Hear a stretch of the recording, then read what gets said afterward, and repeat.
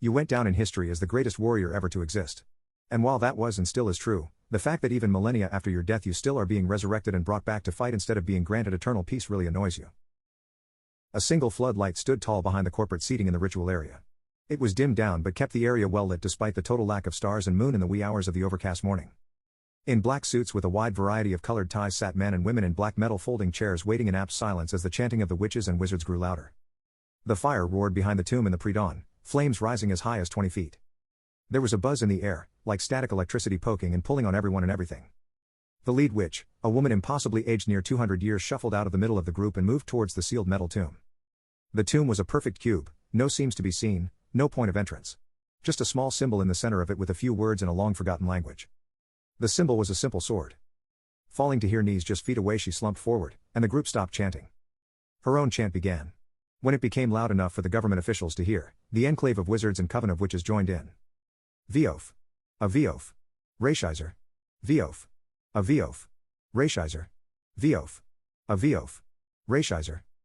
The pressure and pulling that everyone was feeling disappeared with a pop that sent goosebumps flaring across the flesh of everyone present. Something deep inside of the cube clicked. Metal tumbling and clicking, clinking and clanking. The impression of a door appeared around the sword symbol, and everyone went silent, and the fire that had been 2 stories high died out with a whoosh, and not even the embers remained, only cold burned logs and ash. Heavily magicked and enchanted bits of machinery from deep inside the tomb continued their work. The sliding and grinding sounds of metal were the only sounds echoing in the darkest hours of the morning. It was exactly 30 seconds after the fire died that the door slid back into the cube and shifted to the side. A green glow emanated from deep within. There was no movement. The old witch that laid herself prostrate in front of the tomb wailed, "O great warrior! Savior of mankind! Slayer of Ibn the Demon King! Ender of Avster the Fey Princess! Destructor of the Orc Kingdom! Annihilator of the alien invaders from Chrome! Great Lewa!" She was cut off just as it seemed that she was really beginning to ramp up the glorifications. "Shut it! Stop it! I won't hear another word of it." The voice came from the cube, and with it appeared an outline in the green glow. The backlit shadow stood still, in its hand hung a sword. "Oh great," the old witch began again. The shadowed figure moved forward. "Did you not hear a word I said? Stop it with all that rubbish. It's just Stanley. All right?"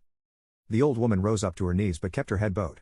The witches and wizards behind her stood in unison and began moving toward the edge of the ritual site.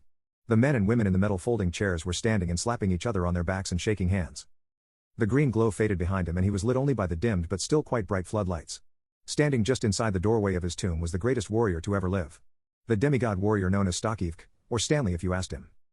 He was a very skinny man. Short and wearing only a medieval-looking breechcloth made from rough, uncomfortable-looking leather. From the crowd of suit-wearing folk strode an extremely confident woman wearing a purple tie in the shape of a sword. "Oh great.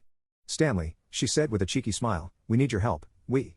The warrior sighed heavily before speaking. "By the 13 daughters of Isto and the 15 moons of Halada, you people need to start sorting out your own problems and let me sleep."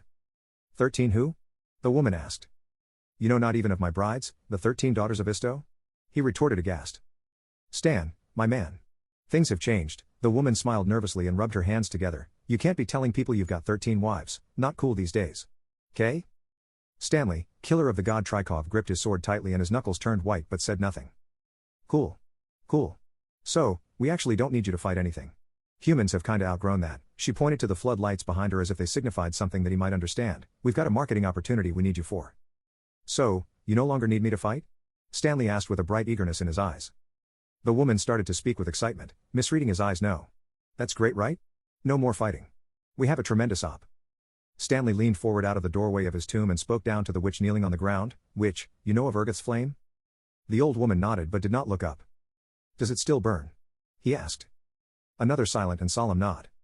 The woman in the suit with the purple sword tie tried to speak but was shushed by Stanley. Stanley tossed his sword to the ground in front of the old woman. "Take that, toss it into the flames."